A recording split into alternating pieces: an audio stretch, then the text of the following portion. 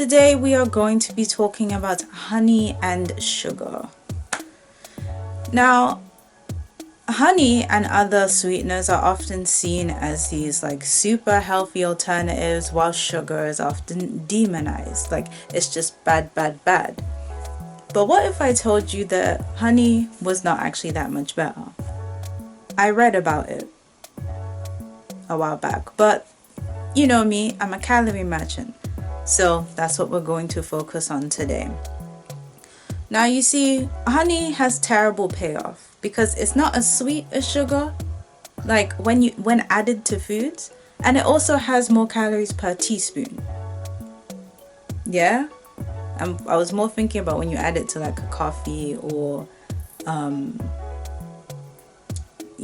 tea with this.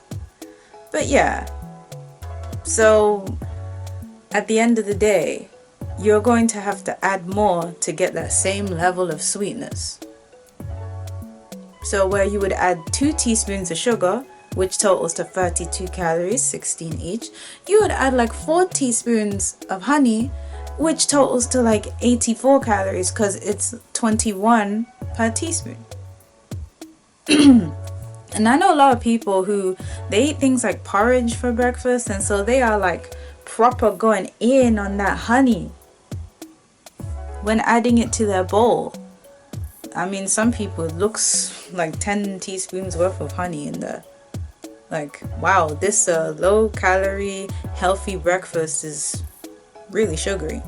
Although I have serious beef with porridge and oatmeal in general because, well, I just don't believe in a breakfast that you have to add 80 odd things to make it taste nice.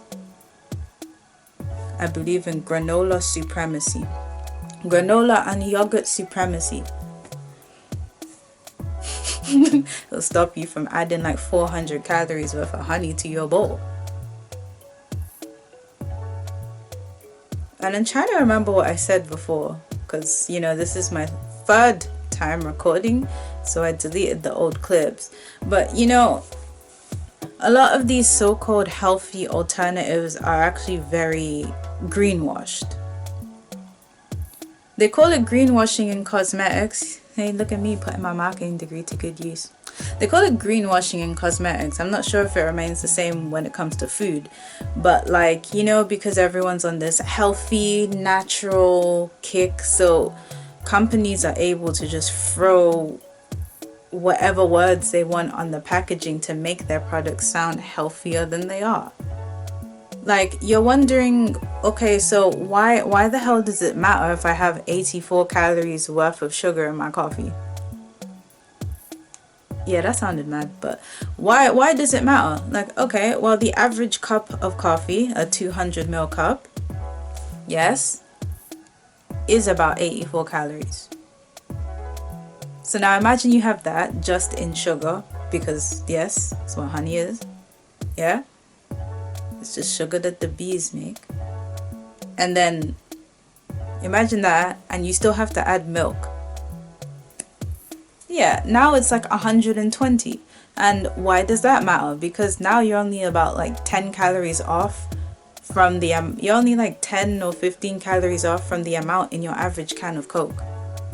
Wait, no, I think it's 139. But still, 120 to 139, you are dangerously close. You might as well have drank a can of Coke for breakfast.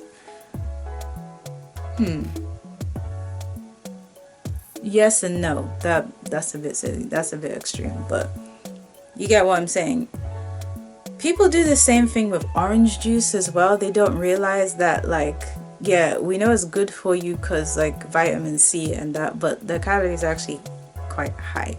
You're only supposed to drink like this volume in a glass for breakfast.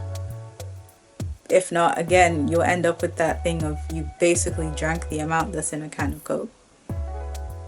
Now, to anyone who doesn't have a weight that they want to lose or maintain, oh yeah, technically none of this matters, which is why I wonder why you're here. But to everyone who actually does, well then, just think about that before you go about just adding any old sugar alternative to your stuff. Maybe you would be better off with the 2 teaspoons of sugar. Okay, just saying. Or maybe pick something that is already a little bit sweet, so you're not having to add sugar in general. But like my how to eat breakfast properly video is coming. I don't know if I'm putting that before or after this one. That's another one I recorded and have to re-record because I hate the lighting. But anywho, yeah, just give it some thought. Don't argue with me because I don't care.